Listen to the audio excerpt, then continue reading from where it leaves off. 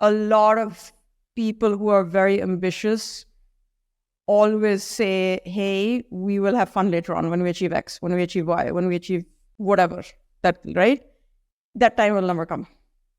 You will never achieve because there will always be something else. There will always be something else you want, right? And it may not be in your career. There'll always be something else. So like the journey is what you need to enjoy. It is something I'm still trying to teach myself.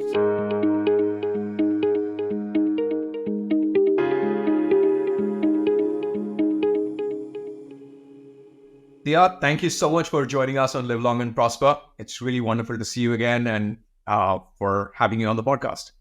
It's great to be here, Caesar, and it's thanks for having me, and it's great to see you as well. Fantastic. So let me start with a couple of pivotal moments in your life, career moments where, you made a major change. And first, let's, if you can describe that moment, and then what led to the thinking and how did you make the decision to make that career change?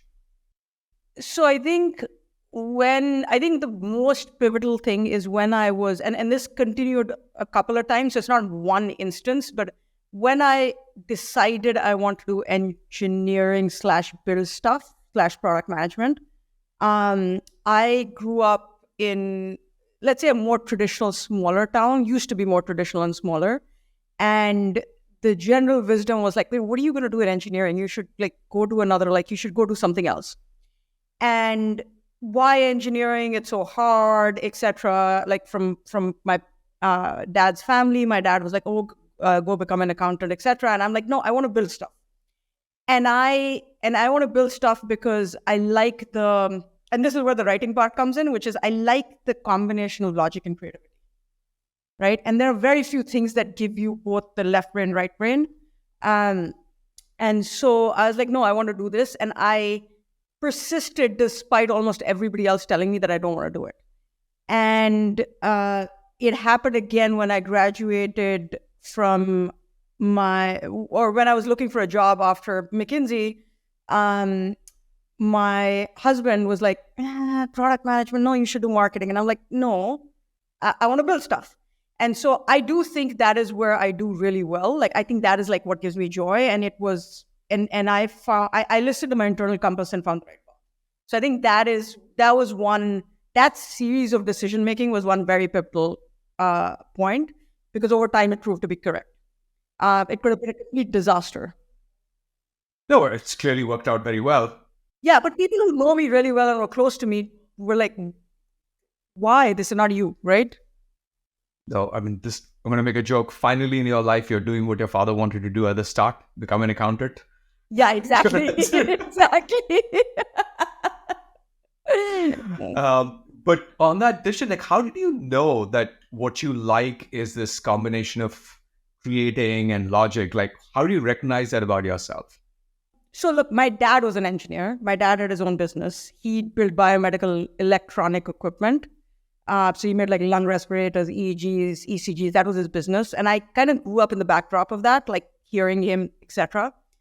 And so I would hear him go on the whiteboard and draw out product plans with his engineers and stuff. So that's one. I think the other thing is I did think I wanted to be a writer, and I started trying to write. And then I felt it was I was missing the logical aspect.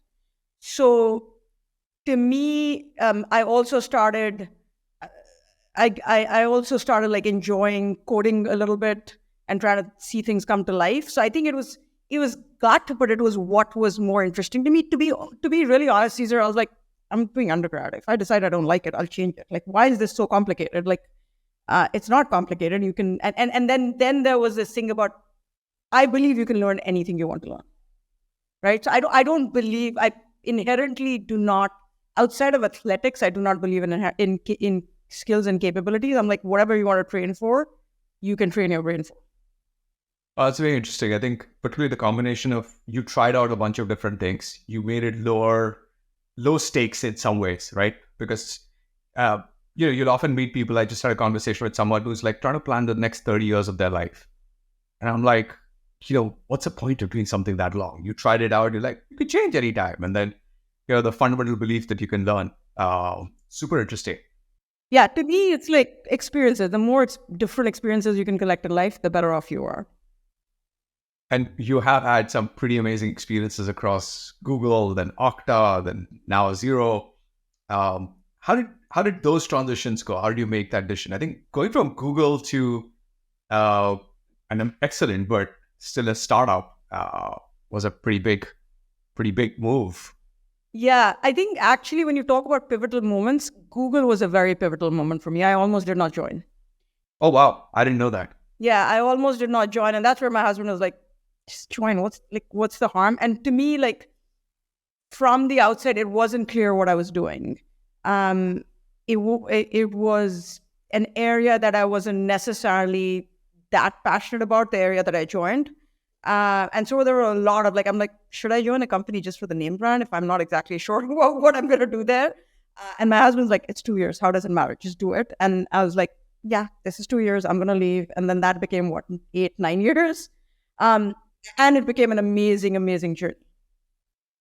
So where were you coming from? If you don't mind talking a little bit about that. I was coming from a startup. So I had done McKinsey, Motorola, Microsoft. And then I'd gone to a 20-person startup where I had become the head of product. And that was, that got to tens of millions in revenue and sold to Comcast. So the question was, is it Google? Is it big? Is it small? What is it? And I was aiming for actually medium size. But it turned out to be the best, and you know this, the sponsorship I got, the friendships I made, the experience I had, I don't think I'd be who I am today without Google. I think a lot of us feel that way. But as you were thinking about it at that point in time, I mean, heard your your husband's advice, but I'm sure you'd have got other types of advice. People saying, go back to another startup, you know how to do startups, or go to some other larger company, or something smaller. How did you sort of balance all of those different inputs? Funnily enough, when I have made career decisions, like job changes, I have not gotten in. Oh, that's interesting. Except my husband. Why is that? Mainly because it goes back to what you said about 30 years. I'm not trying to follow a career path.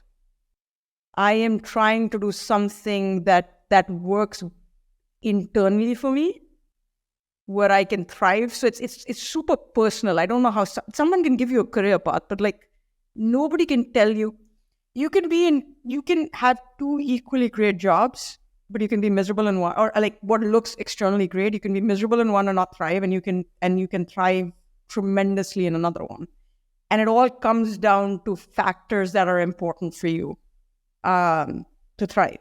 So I've generally I have not optimized for brand names or external, I don't know how somebody can tell me what job will work for me. I just don't know how someone externally can tell me what job will work for me. I have to connect with my manager. I have to be passionate about the space. I have to have enough of I can do this, but it will grow me. How can somebody give me that guidance that doesn't know me? A lot of the things that you're talking about are things that you'd get once you've joined in the job. So how did you decide, when you were before Google or say before Okta, how do you make these decisions? You evaluate, right? You evaluate to the best of your abilities. You evaluate the people you work with. I mean, it's a two-way street. You talk to other people about them. You are very clear that you're willing to do the hard stuff, but you need to understand what the hard stuff is. And I always start with, look, this is a two-way street. It's I don't want to make the wrong call for you guys, and you don't. And I do this with candidates as well. I'm going to be totally transparent with you. And that's the only way we're going to come to a right decision, because otherwise a year in, there's going to be a disaster. And I have always ridden on a very, very, very strong gut instinct. If my gut instinct doesn't line up, I generally know that it's going to be a disaster. And this might seem counterintuitive, but I have never optimized for the comp, ever. Did you do anything to develop that gut instinct? And because often, I'm trying to tease it apart for a lot of our listeners. How did they become Diya and make the decisions like Diya in their lives later? I think everybody has gut instincts, Caesar. I think just people don't listen. You have to just listen carefully. One of the things I started doing, which may or may not be helpful, is I've always sat quietly and let myself think and listen to my thinking. That is now translated into true meditation, which is everybody in the Bay Area does it, but it has. You just have to you have to listen. The noise of the day, the noise of the of like other people's voices, the noise of your own, I should do this, but I should do this, and I'm trying to optimize this, ends up clouding all the judgment. But to me, like a few things matter. Do you click with the person you're working with? Right? Are there like what they value both in like the way they work as well as their personal values? Is that really important? Like, does that jive with you? Can you have enough impact? Right? Because otherwise you're not going to be successful. And then can you learn and grow? Is like the three things to optimize for. And obviously, are you interested in the space? Oh, that makes a lot of sense.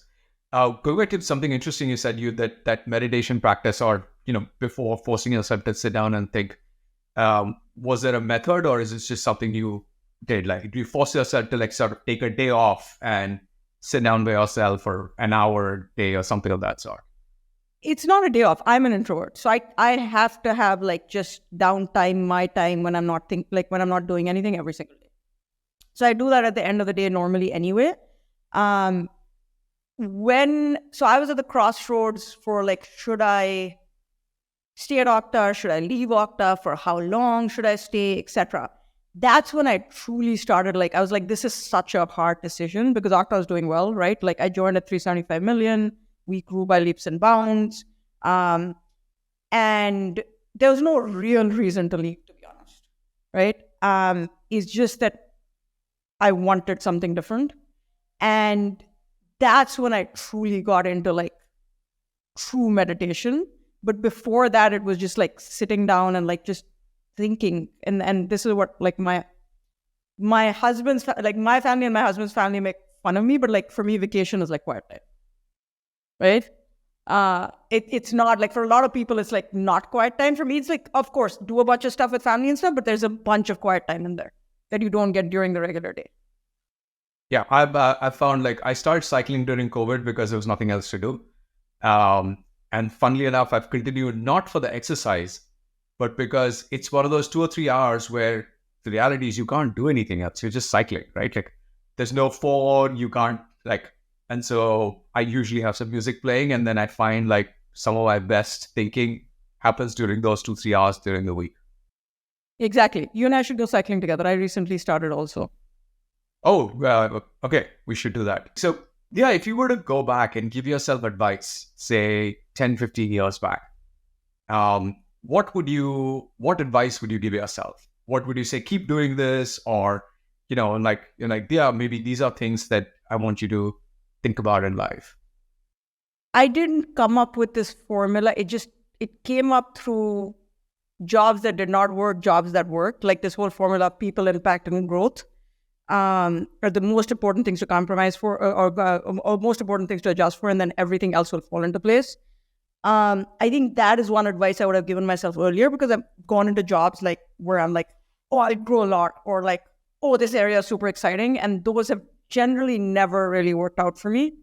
So that's one advice. Like I probably could have skipped a couple of roles easily, and I would tell myself that the people are critical. Like, I know we like have learned this over time, but like earlier in your career, you don't know that. I think the other thing I would tell myself is life is about experiences. The more diverse experiences you get. So the one thing that I think really helps me today is just like in my job is like just the McKinsey to hardware and Motorola to Xbox and TV and Microsoft to like, I've never gone to the same domain. I've never been a domain person. And big company, small company, Okta, you could say at 375 million was a medium-sized company, right? Experience different things because at some point because it does add value. It makes you stronger. It makes you like be able to problem solve better. It makes pattern recognition better. It makes you more valuable. I would also say a lot of people who are very ambitious always say, hey, we will have fun later on when we achieve X, when we achieve Y, when we achieve whatever, right? That time will never come. You will never achieve it because there will always be something else. There will always be something else you want, right? And it may not be in your career. There'll always be something else. So like the journey is what you need to enjoy. is really what is something I'm still trying to teach myself. And I don't think I enjoyed my journey a tremendous amount in the early years. It was all about like, what's next? Where do I want to grow next? Who do I like? So I think that's what I would say. That's super insightful. Let me double click on that last point a little bit, and talk about work-life balance. I know you have a pretty intense life, and you've had for as long as I've known you, right? And so, how do you figure that out? How do you think about it? What do you do well? What do you not do well? So the one thing I learned really early, or the one really great piece of advice someone gave me, was there's no such static thing as a work-life balance. Work-life balance one week to the next is always different because the needs change. Things are not static. One week your job might need you to like do a launch, have a executive level meeting or a board meeting or whatever. The next week your kid might desperately need you. So you can't look at work-life balance in like every day, every week. You have to look at it over time. Are you doing the things you need to do, right? So I basically got what I would do at work is I've done this for a long time, which is I write down like 3 to 5 things I want to achieve that week, because the noise carries you away if you don't have an agenda. And then I make time for it, and I write down 3 or 5 things I want to achieve, and they're not tactical things, right? Like I don't say I want to go to grocery shopping. They are like, this week I want to spend time with my son, helping him with his guitar or listening to him, right? And then I make sure I do enough of those over the course of a month. So you become goal-oriented versus time-oriented, right? In a lot of things. And then listen to your body. Like what I realized is at some point, like it's just, if you don't get the rest, your productivity is just going down. So that's like, it's always a work in progress. There's no such thing as a work-life balance. It's always a work in progress is what I would say. And really, if you're achieving what you want to achieve in each aspect, then you're doing fine, right? The place that I do a really bad job, and this year we are going to change this. It's a New Year's resolution every year, but this year I think I have it cracked, is my own health. I just do a terrible job of like the walking, the exercise, the food, things like that, because that's the things that gets neglected. I don't think that's healthy. So that's the one place I do a bad job. The other places I love reading, and I don't think I read enough except on vacations. That is true. You just reminded me of a couple of things that I need to change this year. the reading particularly, and just taking care of the health. And we're all also getting older. And a natural part is the body's natural ability to just fix the crap we throw at it gets more and more impaired. And so, yeah, I think on the health side, I've been very careful, especially over the last couple of years, because when I started Arta, it's funny, business idea, what we're planning, team, everybody I would talk to, all our friends, they were like, oh, we've no worries. That'll be fine. You're aiming for a very large space. You guys are good. It'll get done. You need to take care of your health. And I'm like, what are they telling me? Are they telling me like my health is really bad? And then as I spoke to a lot of entrepreneurs, I realized it's true. Like what tends to happen is that startup is all consuming and your health gets thrown away. So I was like, okay, I'm not going to be that startup guy who 3 years in or 4 years in has significant health issues. So it's one of those things I go with. That list you talked about, that list of 5 things, is that work and personal, or it's stuff that you want to achieve in your life? No, it's more tactical than that. So it's like I said, this week I will make sure I spend X amount of time with my son, right? Or I will help my son with guitar, not X amount of time. That's like, I want my son is stuck here, or he's stuck in this subject here, or we haven't watched a movie together, and this I will do that. Or at work, it could be, no, this week to move the ball forward, I need to write a document explaining XYZ, right? Or I need to spend enough time. Right now, we're going through a visioning session that I need to craft. And I'm like, okay, this week, I'm going to have a chunk of time to figure that out, right? So it's a list of 5 across your life. It's a list of 5 or 6 across your life. It's about the goal is to get through 3 of them. It's 5 on either side. The goal is to get through 3 of them, but they're not big enough that you can't get through them. That's such classic Google planning, which is you need to aim to get 7 out of 10 because otherwise you're not aiming far enough or big enough. But super useful. Thanks for sharing that. I think the feedback we've got from a bunch of our listeners, these tactical small things sometimes are stuff that actually help them a lot. And in sort of figuring out their own practices and life. So I want to change tracks a little bit and maybe talk a little bit about money and investing, because this is, live long and prosper. So you want to live long and you want to prosper. And so, starting with one of the money questions, like how do you think about money in your mind? How do you think about what role do finances play in your life? I mean, in all our life, finances play a really important role, right? Like finances means freedom to do more of what you want, right?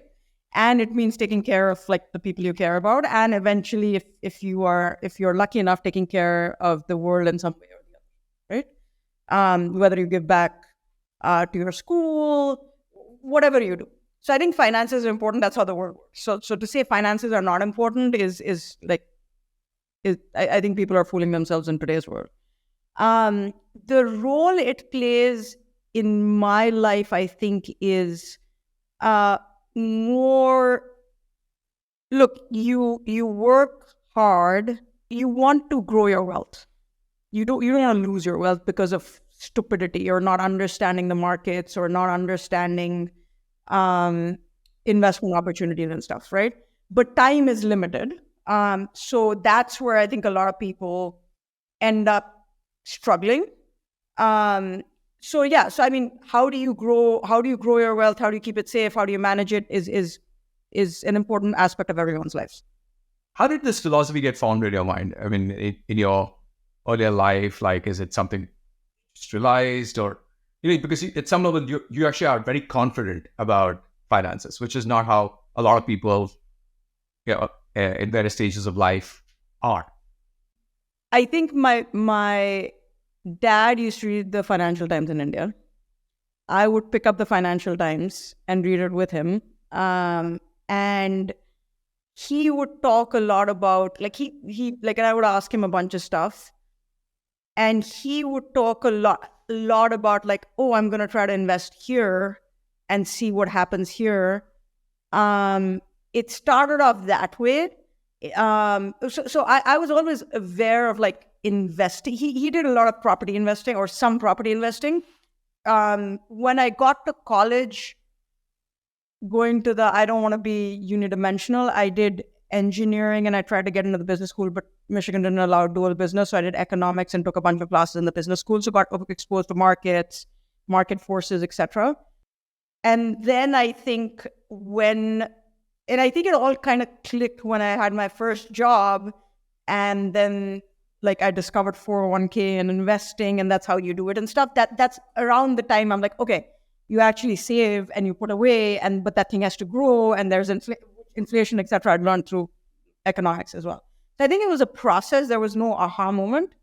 It's just a process. So it formed gradually over time as you exposed yourself, and it ties in with your general philosophy of exposing yourself to different experiences. So do you have a current process to think about your finances, your financial planning? And maybe I should extend it because, with your husband, you like most couples tend to do this together. Do you guys have a process, a system? No. And that's because we are in the midst of a couple of changes. I mean, the economy right now is a little bit crazy. So let's be clear, like the economy is crazy. So the system right now it's less of who do you believe and how do you like it. This is the time to preserve cash. So it is not the time to spend cash, right? It's more the time to preserve cash. Like it's more the time to preserve wealth. Let me put it that way. Is how I think about it. And protect. And protect wealth, right? Like it is more the time, like how do you like for the next year or so. Really the system works, if there is a system, if I think about it. So My dad, as he stopped working, has decided the markets are his plaything. So he has a lot of information. Okay. So he'll keep like sending me snippets and stuff like that, which is information, and he'll have a lot of opinions, a lot of which is actually right. Often. The second is just input from a couple of like financial advisors we've had, but like I said, we're in the midst of a change, give or take. And then just reading up. I don't think we have a systematized process. I think I'd say whatever the influence is has changed over time. My brother-in-law is also an investment manager, which helps a tremendous amount, get input, etc. So, how often do you look at your wealth or what you have, and do you have discussions around financial goals in your life? We used to. We definitely used to. We don't as much anymore. The way I think my husband and I think about it is like, what do we need to do to live like X kind of a life, which is like the life we live today, right? And then how do we get our kid to college and then have a buffer for him, a little bit of a buffer to help him get started. Post that, everything else is gravy, right? So we are getting old enough where like, that's fine, right? Like we'll be fine if we keep working for the next 10 years. Now the conversations are more around how do we invest this to preserve and grow it so that we can do more things. Like one of the biggest things I want to do is go back to India and do something around the schools I went to, right? So now the conversations are more around like how do we grow and preserve it? What is the environment? Things like that. And then donate it and set things up in the right way. Exactly.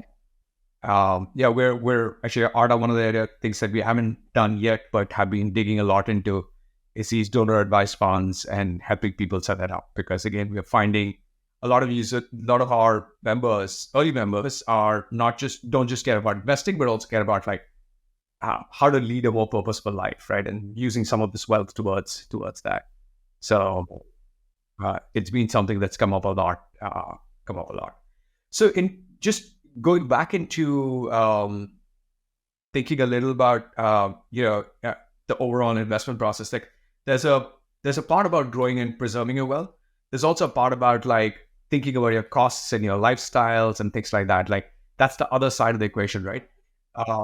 Is that something that you guys spend time thinking about? Yes, once like at the end of every year, we are like, okay, where did we spend the money, etc., etc. More driven by him than me, but that's normal. It's like he's freaking out about the expenses. I'm not. I'm like, whatever, it'll happen. It's fine. But we do look at it, and I think you make trade-offs, right? Like, look, when I had left Okta, I was trying to figure out, do I want to start something or do I want to join something, right? And if I'd started something, we would have to move to a different cost profile because my husband's in a pre-IPO startup as well.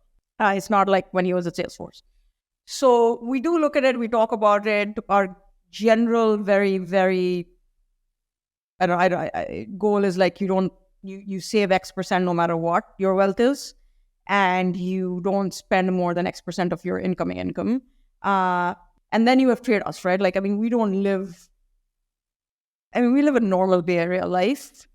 So the income goes to things like, we don't have time. How many times do you order in? Do you find someone to cook for you? It's things like that you have to do lifestyle changes on, which, yeah. Yeah. Let me ask a sensitive question. Thank you for sharing this. And feel free to say no. How are you teaching your son about finances and money and expenses? So that's a great question. So we were talking about it 2 weeks ago where I'm like, let's give you a little bit of money that you can invest in the market. The problem is right now is not the right time to invest and learn. That's number one. I had discussions that are an hour and a half long on the phone with my dad. Because this is my dad's job now. Like he has made it into his job to understand the markets and in his head manage his entire family's money, which is he's not managing my money, but like there's a lot of free advice. So usually on speaker, my son hears a bunch of it. like I said, my cousin's in private equity. He talks a lot about it. My brother-in-law is in investment management, so he's exposed a lot. This year, actually, very interestingly, he wanted to go to. He's 13, and he wants to go to a camp away to one of the John Hopkins camps. And I gave him a list of stuff, and we're like, we're not going to do any like math, computer science, because you're exposed to it enough. Now pick something from like writing, money management, like any of that stuff. So he's actually going to like the basics of money camp this summer for 3 weeks. And he's like, will you give me money to invest after so I can play around? And I'm like, yeah, you have enough you earned through your birthdays, you can use that. Yeah, your grandparents are giving you enough. That's actually all the gift cards, all the stuff. I'm like, I'll take those. Let's change it. That is super interesting, and thanks for sharing that. It's pretty impressive for a 13-year-old to pick like investments and the markets to think about. I mean, it's quite early. Clearly, I think your dad's conversations on the phone are having an impact on him. Well, it's also the Bay Area, right? Like, I mean, in your class, there are people whose parents invest, and then they talk about it. Like, yeah, Bay Area is weird that way, right? Unfortunately, Bay Area is slightly weird. Yeah, people are so into startups. Is there anything you wish you had known about money or finances, say 10, 15 years back in your life? I have not super actively managed my money, to be honest. Like, not as actively as I could have. Look, for the longest time, I had general index funds, right? I'll index in some combination. And a lot of that came out of like, I took a bunch of courses in business school on like investing, because I was trying to see, do I want to go into investing or do I want to go back into tech? So I actually did, my business school was heavier in investing, like courses were heavier in finance than anything else. And a lot of my philosophy was shaped around that, which I think is fine up to a point if you don't have access to the types of opportunities Arta might be able to provide you, right? Like if you're just sitting there and you're going to go to an investment manager, you might as well like just invest in index funds, because their fees is going to take it away. Arta opens up special vehicles, right? Which is different, or special opportunities, which is different. Had I known that, I would have sought those opportunities out earlier. They're not as easily accessible to people until you have a certain wealth level, right? And they're not as easily accessible unless you know the right people. Actually, that's the reason we started Arta, right? Because we were like, this stuff shouldn't take so much time. We're all busy. Most people want to focus on their careers and their families. Like this part of life, if you can automate and make it much, much easier, it becomes way, way, way simpler. So yeah, thanks so much for covering all that. I wanted to close off with a lightning round of very high level questions. So these will be the sort of fill in the blanks. I'll say a statement and then you can complete it. Okay, here goes. If you want to prosper, never underestimate the power of people, hard work, or people who will support you, hard work, and just being persistent and not letting things get in your way. Thank you. The 3 key ingredients of a long, fulfilling life are? Very easily. Family and friends, health, and passion for what you do. The simple joy that adds years to my life. Oh, my son. Just being with my son. Oh, that's beautiful. Okay. On that note, yeah, thank you so much. It's really wonderful having you on Live Long and Prosper. Thanks so much. Thank you for having me.